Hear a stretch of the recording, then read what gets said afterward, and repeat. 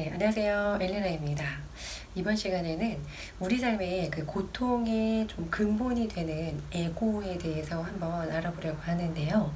네, 에고의 특징에 대해서 먼저 말씀드리기 전에 이 에고가 탄생된 배경, 어떤 그 기원적인 의미에 대해서 한번 함께 고찰하는 시간을 좀 가져보도록 하겠습니다. 물론 에고의 특징을 살펴보는 것만으로도 충분히 유익이 되고 도움이 되는 부분들이 많습니다. 그렇지만 제가 이런 기원에 대해서 말씀을 드리고자 하는 부분이 뭐냐면 실질적으로 제가 굉장히 많이 도움이 됐던 부분이에요.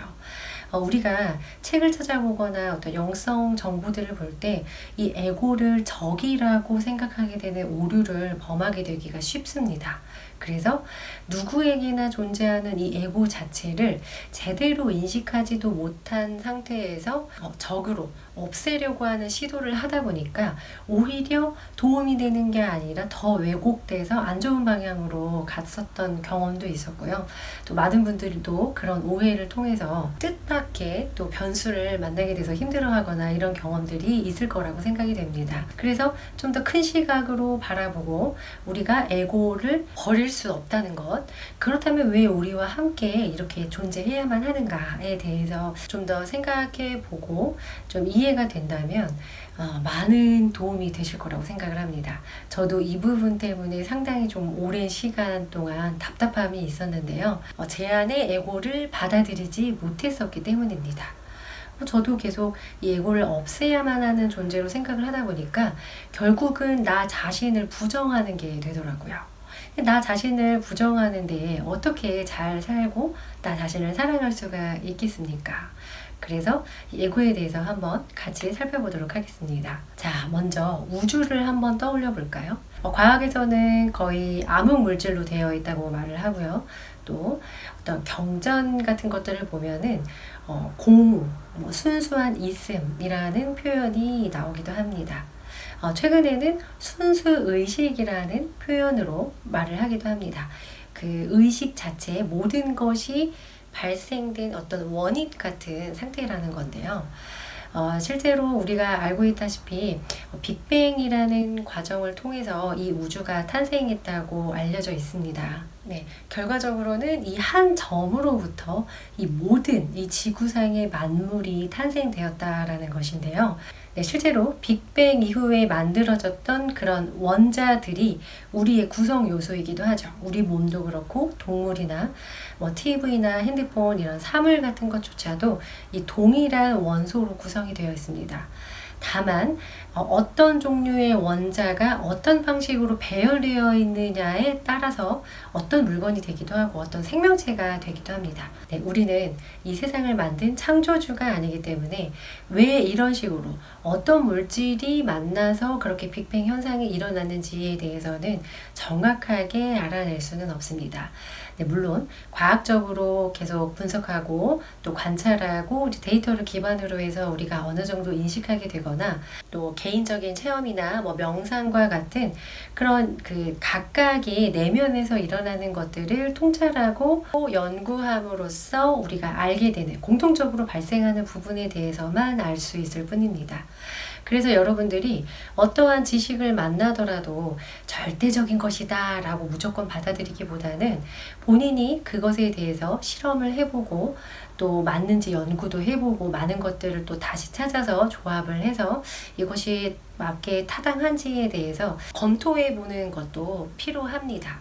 그럼에도 인류가 여태까지 살아오면서 많은 사람들에게 공통적으로 일반적으로 나타났던 그런 부분들을 통해서 저도 유익을 얻었고 저 또한 또 경험을 했고 도움을 받았던 것이 있기 때문에 또 이렇게 나눔을 하는 것이니까 그런 차원에서 받아들이셨으면 좋겠고요. 그래서 이 우주가 탄생한 이래에 지금의 우리 인간이 되기까지 수많은 138억 년의 세월이 흘렀습니다. 우리가 이 인간이라는 종이 바로 뿅 하고 나타난 것은 아니죠.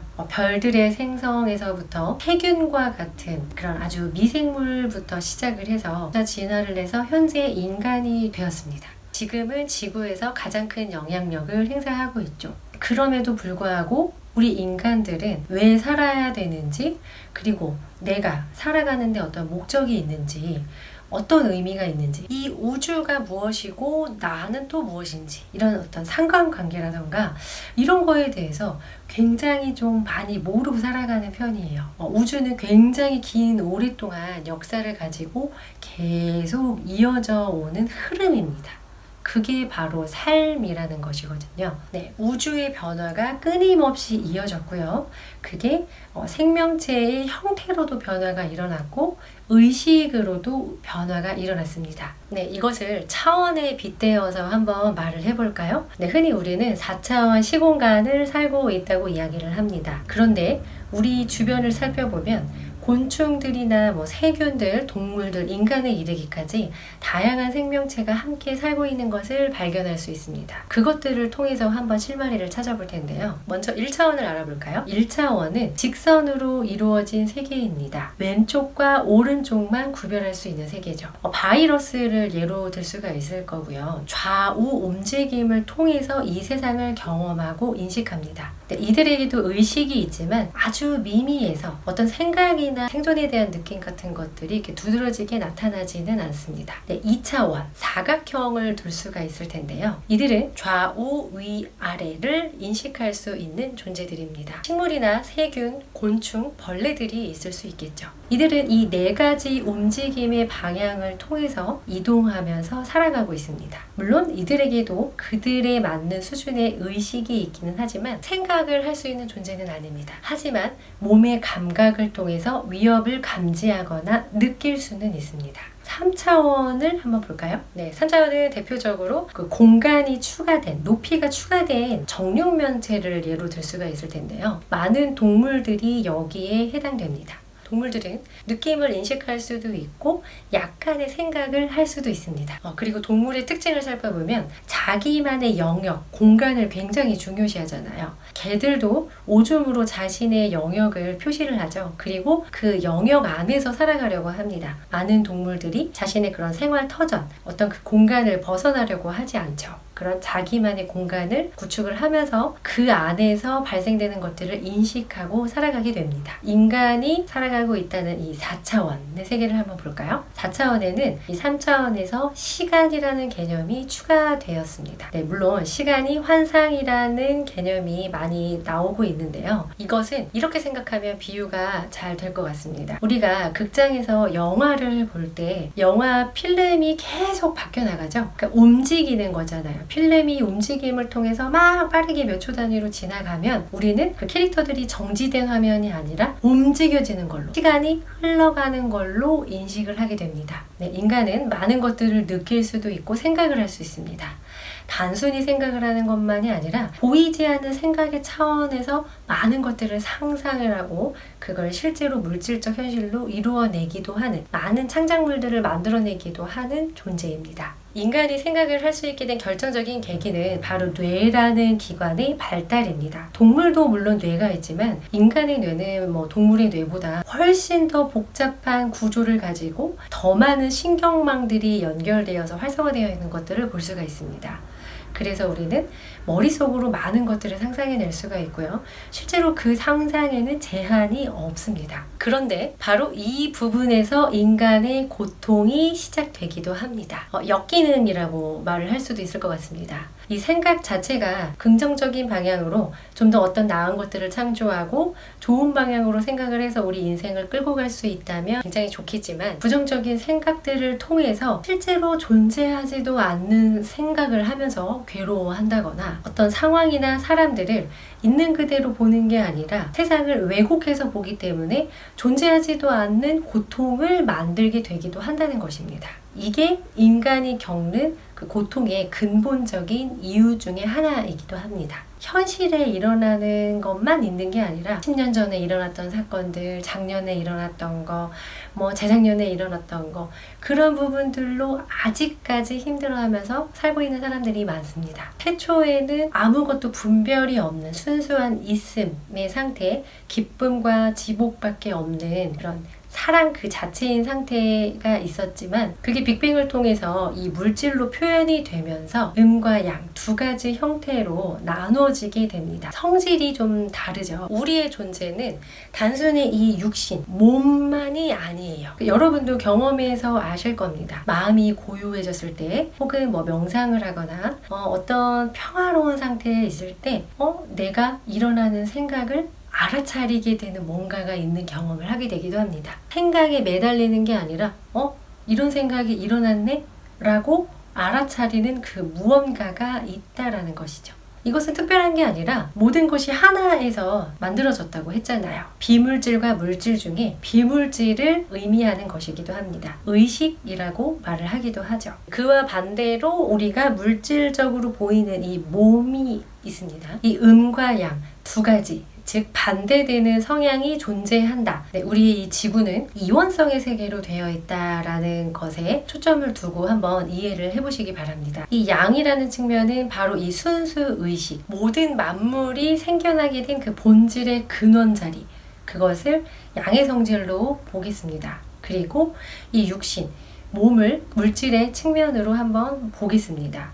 이 두 가지가 함께 공존하고 있는 것이 바로 우리 인간입니다. 네, 이 순수 의식 자체는 사랑 그 자체입니다. 인류가 그동안 어떤 선한 것, 아름다운 것, 사랑이라고 불려왔던 그 모든 것들을 대표하는 그러한 속성을 가지고 있는 것을 바로 이 양이라고 친다면, 또 그와 반대로 나만 생각하고 이기적이고 남들을 다 적으로 보는 그런 부분들이 함께 공존합니다. 그냥 쉽게 생각해서 선과 악이라고 그냥 표현을 하겠습니다. 정확한 것은 아니지만 그 선이 바로 그 순수 의식, 신의 사랑과도 같은 그런 무한한 어떤 가능성, 그런 상태라고 한다면, 이 악은 바로 에고적인 것입니다. 우리 이 육신 자체는 수많은 차원들이 생겨나면서 동물이 진화를 했습니다. 우리가 DNA가 침팬지와 굉장히 많이 흡사한 것을 알 수 있습니다. 90% 이상이 비슷한 걸로 알려져 있죠. 그 단 몇 가지가 진화를 해서 달라진 부분들을 통해서 인간이라는 종으로 이렇게 다르게 진화되게 된 것인데요. 그렇다면 우리에게 그 동일한 유전자가 있다는 말인데, 그 부분은 동물적인 측면이 있다는 것입니다. 동물들이 살아남기 위해서 적으로부터 보호하는 방법이 필요했습니다. 그쵸? 동물들은 서로 먹고 먹히는 관계가 있잖아요. 그래서 내가 생존을 하려면 어떤 그런 감각기관들이 발달을 해야겠죠. 내가 아무런 감각을 못 느끼고 풀만 뜯어먹고 있는 사슴이라고 한다면 그 사자가 막 뛰어오는데 아무것도 몰라요. 뭐 느껴지는 게 없어요. 소리도 모르고 감촉도 없고. 그러면 사자는 바로 사슴을 잡아먹겠죠. 그럼 사슴은 살아남을 수가 없잖아요. 그런 다른 상황들을 통해서 사슴은 그 살아남기 위해서 어떤 굉장히 그런 어떤 느낌들이 발달했을 것이고요. 작은 소리나 깜짝깜짝 놀래고 좀 불안한다거나, 풀을 뜯어 먹다가도 이렇게 쳐다보고, 또 먹다가 이렇게 쳐다보고, 이런 행동들을 실제로 하죠. 그게 다 생존을 위해서 일어나는 행동들입니다. 그리고 이거는 인간에게도 볼 수가 있습니다. 인간의 뇌 안에 가장 안쪽에는 포유류의 뇌라는 것이 있어요. 생존을 기반으로 하는 메커니즘을 가장 많이 갖고 있는 부분인데, 이 부분이 바로 동물과 굉장히 흡사합니다. 이름도 포유류의 뇌잖아요. 어떤 적으로부터 노출이 됐다 그랬을 때 이 뇌에서는 빨간불을 켭니다. 띠띠띠띠, 위험신호야, 도망가야 돼. 그래서 이거 도망갈 것인가 싸울 것인가, 이 부분을 관장합니다. 그래서 어떤 특정한 일이 발생되었을 때 실제로 우리 몸에서는 경보가 울려서 손발에 땀이 나기도 하고요. 갑자기 혈액이 다리 쪽으로 확 몰려가게 되기도 합니다. 이 심장과 다리 쪽에 피가 딱 쏠리면서 빠르게 도망갈 수 있는, 도주할 수 있는 이 신체 상태를 만들어 버린다는 거예요. 그 과정에서 아드레날린이 분출하게 되기도 하죠. 이런 상황이 발생되고 있을 때 뇌의 기능은 잠시 꺼지게 됩니다. 왜냐면 몸이 생존 모드에 돌입했기 때문에 다른 쪽으로 쓸 에너지가 없어요. 생존이 가장 중요하잖아요. 그래서 이 생존의 방향으로 모든 에너지가 다 쏠려버립니다. 그랬을 때 우리는 이성적으로 생각을 할 수도 없고 자기만 생각하게 됩니다. 일단 내가 살아야 되잖아요. 굉장히 나 또한 포악해질 수도 있고, 감정이나 이런 것들이 폭발하게 될 수도 있습니다. 네, 그래서 인간의 몸이 이런 구조적인 부분들을 가지고 있다라는 것을 먼저 기억할 필요가 있습니다. 네, 그래서 이 인간은 이 선과 악과 같은 이런 두 가지 부분이 공존하고 있기 때문에 어떤 부분이 더 많이 표현되느냐에 따라서 정말 좋은 인간이 될 수도 있고 정말 나쁜 인간이 될 수도 있는 것입니다. 어떤 특정한 사람, 저 사람은 무조건 나쁜 사람이야 라고만 표현할 수 없는 것입니다. 환경이 다르고 생각하는 게 다르고 힘들어하는 게 다르고 추구하는 게 다르고 가치관도 다르고 느끼는 것도 다르고 좋아하는 것도 다르고 모든 게 다 다르죠. 여러 가지 다른 요소들을 가지고 이 선악을 표현하는 겁니다. 예전에 저도 이렇게 책을 통해서 특징만 딱 봤을 때 굉장히 나쁜 거라는 인식을 했거든요. 그래서 이걸 없애야 되는데 내 안에서 그런 모습들이 표출될 때마다 내 자신이 너무 싫은 거예요. 나는 이런 행동이 옳지 않다고 생각하는데 나도 그런 면이 있거든요.